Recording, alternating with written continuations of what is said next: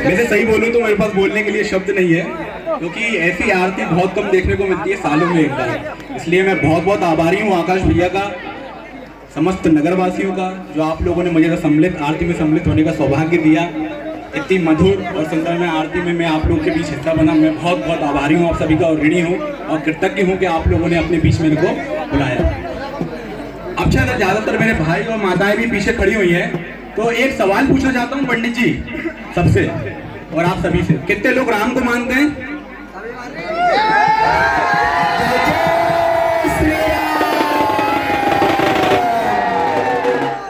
और अब कितने राम की मानते हैं ये बताइए। जय श्री राम। मेरा कहने का मतलब है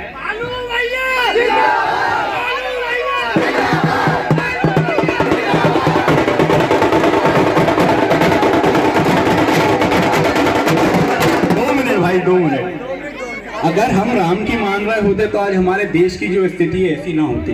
अखंड भारत से आज भारत के इतने टुकड़े हो गए वो ना होते। आर्यवर्त तो बहुत बड़ा था, लेकिन आज भारत इतना सा क्यों रहेगा? क्योंकि हमने कभी राम की ना मानी। राम की क्या नहीं मानी? अगर राम की मानी होती, राम का चरित्र शुरू होता है सबसे पहले अनुशासन से, अपने बड़ों के प्रति आदर से। पंडित जी सही हूं मैं अपनी जगह? जय श्री राम। क्यों इतने वृद्ध आश्रम खुल रहे हैं भारत देश के अंदर, कोई मुझे बताएगा? और उसमें 90% हिंदू क्यों होते हैं बुजुर्ग? क्योंकि आप लोग अपनी निजी जिंदगी में इतने व्यस्त हो जाते हैं कि आप लोग को अपने माँ बाप के लिए समय नहीं मिलता। आगे बढ़ते हैं राम के जीवन में, राम के आदर्शों के प्रति आगे बढ़ते हैं। तो राम ने हमको सिखाया संगठित रहना।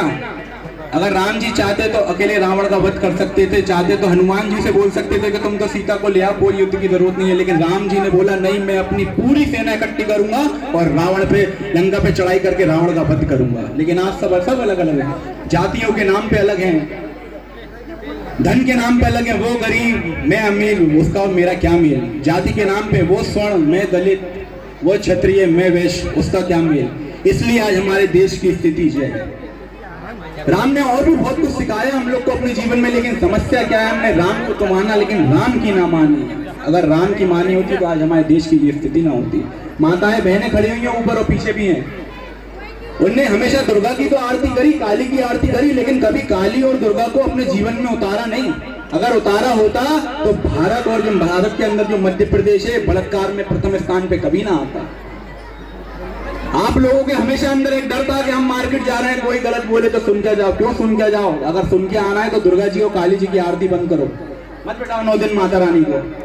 माता ने क्या सिखाया है कि हमेशा गलत का विरोध करो, गलत व्यक्ति का विरोध करो और जो गलत है उसका वध करो। वध नहीं कर सकते, कम से कम विरोध तो करें। नहीं तो क्या मतलब है काली जी की आरती का, दुर्गा जी की आरती का? अगर मतलब नहीं है तो फिर हमको उनको बिठाना भी नहीं चाहिए, और मतलब है तो उनकी आरती करते हैं तो उनको अपने जीवन में उतारना भी चाहिए।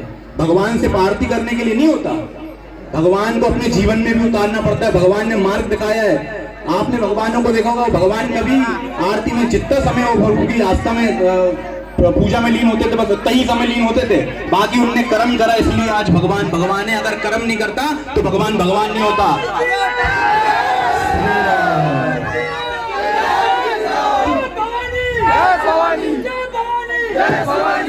तो मेरा मानना है कि 23 साल के भगत सिंह की जिंदगी अच्छी है 70 साल के बुजुर्ग की तरह, जिसको कोई ना जाने। आज भगत सिंह भले हम लोग के बीच में ना है, लेकिन उसका जीवन हम लोग के लिए आदर्श है। और आज से नहीं, आगे वाले 100 साल भी बीत जाएंगे और हम गुलाम अगर फिर भी होते हैं तो लोग बोलेंगे ये वो भगत सिंह था जिसकी वजह से देश आजाद हुआ था, और हम लोगों से बोलेंगे ये वो हिंदुस्तानी है जिनकी वजह से देश फिर गुलाम हुआ है। इसलिए जाति और ऊंच नीच की व्यवस्थाओं से हट के ऊपर आइए और हम सब एक हों। यही मेरा आप सभी से निवेदन है। बहुत बहुत धन्यवाद।